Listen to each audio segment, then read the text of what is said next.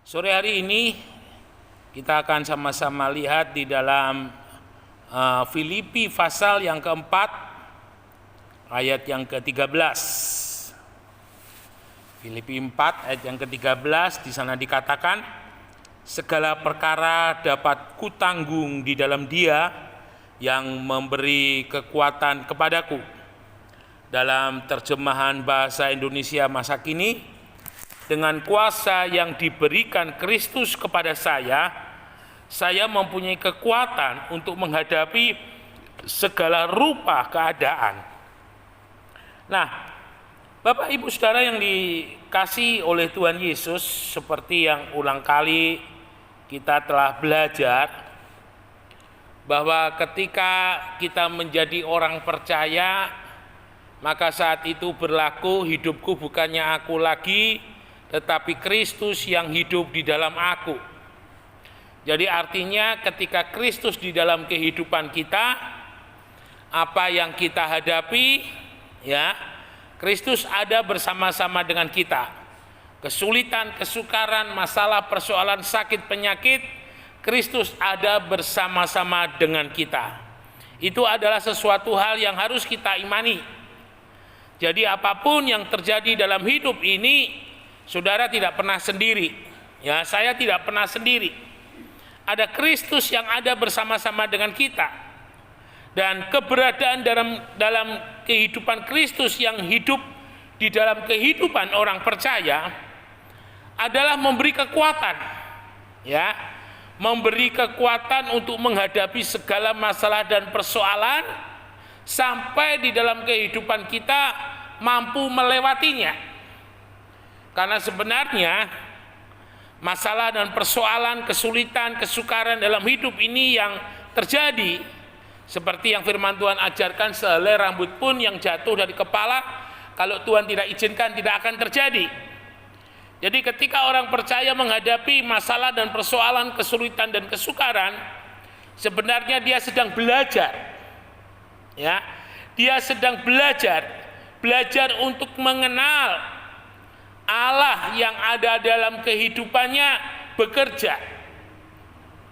Kadang ketika kita menghadapi masalah persoalan, Tuhan izinkan kita sendiri. Tidak ada orang yang menolong. Tuhan izinkan kita berjalan sendiri. Meskipun pada waktu itu kondisi kita sudah babak belur. Kondisi kita sudah lemah. Ya. Justru kesulitan-kesulitan yang demikian yang terjadi, ternyata seperti yang Rasul Paulus katakan, justru dalam kelemahanku lah kuasa Kristus itu nyata. Ya, menarik memang kalau sejenak kita mau merenungkan, justru dalam kelemahan kita kuasa Kristus itu menjadi nyata. Dalam kelemahan kita, Kristus bekerja luar biasa dalam hidup kita. Mengapa bisa demikian?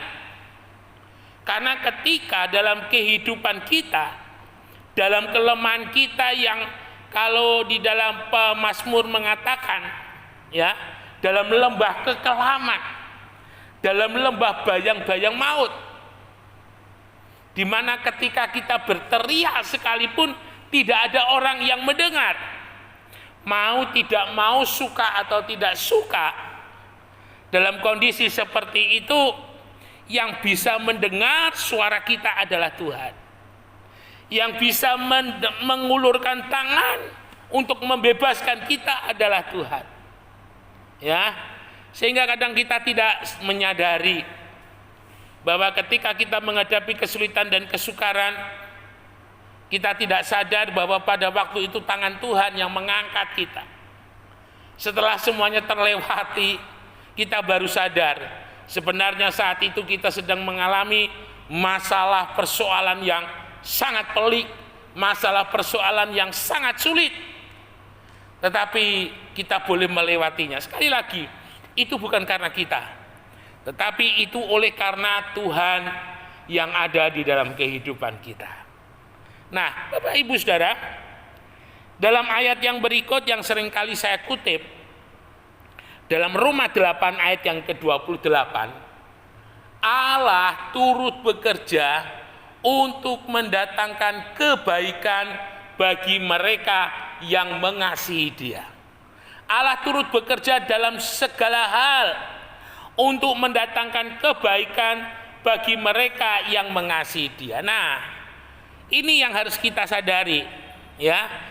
Mengapa kita kuat, mengapa kita mampu, mengapa kita bisa menanggung sesuatu yang tidak bisa kita tanggung. Masalah dan persoalan yang tidak bisa kita tanggung tapi kita mampu menanggungnya. Sakit penyakit yang tidak mampu kita tanggung tetapi kita mampu menanggungnya. Karena Allah yang ada dalam kehidupan kita turut bekerja untuk mendatangkan kebaikan.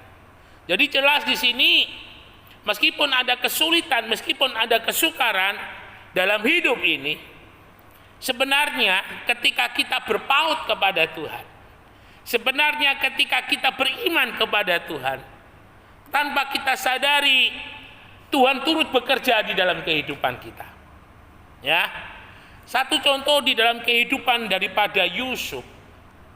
Yusuf itu kurang apa dia? Menghadapi masalah dan persoalan itu tidak pernah ada habisnya dalam hidupnya.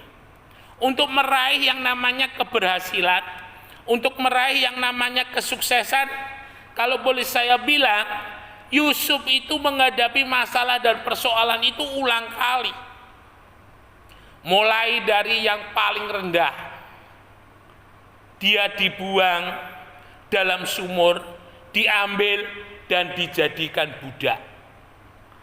Menjadi budak yang terjadi dalam kehidupan Yusuf itu kalau boleh saya katakan itu merupakan titik nol, titik dasar, titik yang paling rendah dalam kehidupan pengakuan tentang siapakah Yusuf.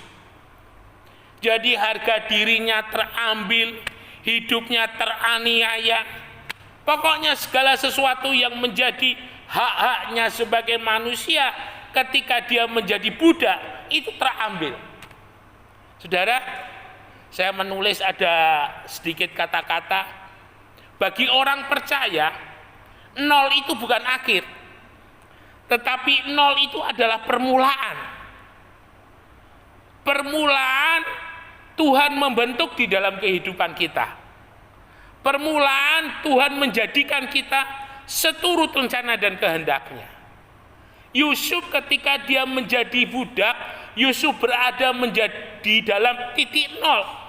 Pakaian kebesaran tidak ada, menjadi anak kesayangan daripada seorang bapak yang bernama Yakub tidak ada, nol. Ya, ketika dia ada di pasar budak, semua orang melihat Yusuf rendah. Bahkan mungkin ada yang menawar Yusuf dengan tawaran mungkin seharga kambing umpamanya. Ya, seharga dengan binatang-binatang yang ada di pasar itu harganya budak. Sudah bisa bayangkan ketika kehidupan kita disamakan harganya dengan seekor kambing, mungkin lebih mahal kucing ya. Kalau namanya kucing Anggora itu memang mahal. Ya. Jadi artinya benar-benar Yusuf tidak ada harganya sama sekali. Kadang Tuhan izinkan untuk membuat kita menjadi besar. Kita mengalami seperti itu. Jadi titik nol bagi orang percaya itu bukan akhir. Tetapi titik nol bagi orang percaya itu adalah permulaan. Yusuf dari menjadi budak, Tuhan bentuk. Ya. Menjadi orang yang tidak berharga, sedikit punya harga. Dia menjadi pegawainya Potifar. Dia menjadi kepala rumah tangga di rumah Potifar. Ya. Sekarang kalau di pasar budak, bukan Yusuf yang menundukkan kepala, tetapi para budak yang menundukkan kepala kepada Yusuf. Karena Yusuf ketika di rumah Potifar, statusnya naik. Ya, ketika di rumah Potifar, statusnya naik. Dan firman Tuhan katakan di sana, sejak ada Yusuf, Potifar itu diberkati. Dan Potifar tahu sadar bahwa ada Tuhan yang ada di dalam kehidupan Yusuf yang membuat segala sesuatu yang dikerjakan oleh Yusuf itu berhasil. Nah, Bapak Ibu Saudara sekalian yang dikasihi oleh Tuhan, sekali lagi, untuk menjadi besar adalah karena kita mampu menanggung segala perkara yang Tuhan izinkan, karena itu merupakan sebuah proses. Di tengah-tengah kenikmatan di rumah Potifar, ternyata Tuhan tidak mau Yusuf di sana. Ya, hanya statusnya menjadi budak. Tuhan mau mengangkat di dalam kehidupan Yusuf sesuai dengan rencana dan kehendaknya. Apa yang Tuhan lakukan supaya Yusuf keluar dari rumah Potifar? Tuhan buat Yusuf digoda oleh istri Potifar. Tuhan tahu bahwa Yusuf mampu, supaya Yusuf difitnah dan masuk di dalam penjara. Bapak Ibu, penjaranya Yusuf bukan penjara sembarangan. Dia adalah penjaranya orang-orang pegawai Romawi. Jadi penjaranya agak penjara terhormat kira-kira. Tapi meskipun tempat itu penjara terhormat, tapi tetap itu menjadi sesuatu hal yang menyedihkan bagi Yusuf. Ternyata Tuhan punya rencana lain. Ya, bagaimana untuk menjadi seorang pemimpin yang besar, Yusuf harus berlatih memimpin. Dari memimpin dirinya sendiri, dari memimpin pegawai-pegawainya Potifar, sekarang ketika Yusuf di penjara dan dia diangkat menjadi wakil kepala penjara, Yusuf mulai memimpin banyak orang. Saya nggak bisa bayangkan ketika penjara itu mungkin tahanannya sekitar 100 atau 200 orang, artinya ada 100-200 karakter daripada orang itu, dan Yusuf memimpin. Dan yang menarik, firman Tuhan katakan Yusuf diberkati sehingga Yusuf bisa mengendalikan semua penghuni yang ada di penjara itu untuk menjadi penjara yang tertib. Ini luar biasa. Dan sampai pada waktunya Tuhan, ya, Tuhan angkat. Dan ketika Tuhan mengangkat itu tidak diangkat istilahnya 1 cm, 2 cm. Tetapi Tuhan angkat Yusuf itu benar-benar, kalau boleh saya bilang, itu diangkat kemudian dilempar ke atas. Jadi naiknya itu benar-benar tinggi. Dan itu yang terjadi dalam kehidupan Yusuf. Yusuf diangkat menjadi orang kedua di Mesir. Dan Firaun mengakui, siapa orang yang punya hikmat Allah yang begitu luar biasa selain daripada Yusuf di Mesir ini? Enggak ada. Ya. Dan Firaun, oleh karena Yusuf telah menunjukkan hikmat Allah yang ada dalam kehidupannya, mengangkat dia menjadi orang kedua yang di Mesir. Segala perkara dapat kutanggung di dalam Dia yang memberi kekuatan kepadaku. Bapak Ibu yang dikasihi oleh Tuhan, sore hari ini mungkin ada di antara kita yang sedang mengalami pergumulan, ya, yang sedang mengalami perjuangan masalah rumah tangga. Saya beberapa waktu yang lalu, ketika ada seorang anak yang datang kemudian konseling dengan saya, ibunya mengatakan, dia anak yang berharga bagi kami, Pak Pendeta. Dia anak yang luar biasa bagi kami. Hati saya begitu tersentuh. Artinya apa? Artinya ibu ini begitu dia mengasihi anaknya, begitu dia bergumul untuk anaknya, supaya anaknya menjadi anak yang berhasil, menjadi anak yang membahagiakan orang tua, menjadi anak yang takut akan Tuhan. Nah, mungkin saudara mengalami pergumulan-pergumulan dalam hidup ini, dengan anak, dengan rumah tangga, dengan pekerjaan. Datang kepada Tuhan. Biarlah air matamu kau taruh di kirbatnya Tuhan. Jangan kau buang air matamu sia-sia di dalam doamu, tetapi taruhlah air matamu itu di dalam kirbatnya Tuhan. Karena ketika air mata itu kita taruh di dalam kirbatnya Tuhan, Tuhan melihat. Dan Tuhan tidak hanya melihat, dalam Mazmur dikatakan, Tuhan ada bersama-sama dengan orang yang rendah hatinya, bersama-sama dengan orang yang remuk hatinya. Untuk apa? Untuk memberikan kelegaan. Untuk apa? Untuk memberikan kekuatan. Allah turut bekerja untuk mendatangkan kebaikan dalam